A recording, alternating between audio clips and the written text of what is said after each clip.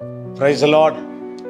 ஆண்டவராகிய இயேசு கிறிஸ்துவின் நாமத்திலே உங்களை அன்போடு வாழ்த்துகிறேன். மீண்டும் ஒரு ஆசீர்வாதமான நாளை கர்த்தர் நம்முடைய கரங்களிலே கொடுத்திருக்கிறார். கர்த்தருடைய நாமம் மகிமைப்படட்டும்.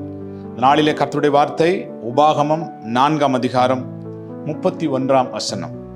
உன் தேவனாகிய கர்த்தர் இரக்கமுள்ள தேவனாய் இருக்கிறபடியால் அவர் உன்னை கைவிடவும் மாட்டார், உன்னை அழிக்கவும் மாட்டார். உன் பிதாக்களுக்கு தாம் ஆணையிட்டு கொடுத்த உடன்படிக்கையை மறக்கவும் மாட்டார். நம்முடைய ஆண்டவர் இரக்கமுள்ள தேவன், இரக்கமுள்ள தேவன்.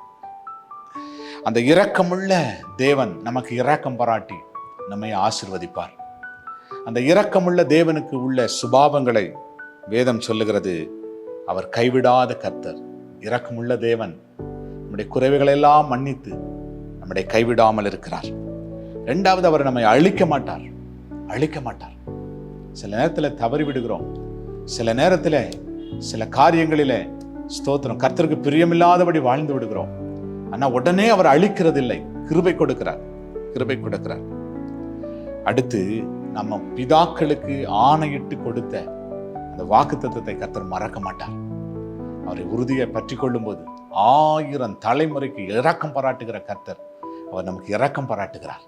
அவர் இரக்கமுள்ள ஆண்டவர். ஆகவே அவருடைய இரக்கத்துக்குள்ளே வருவோம். அவர் நமக்கு இரக்கத்தை கொடுத்து நம்மை ஆசீர்வதிப்பார்.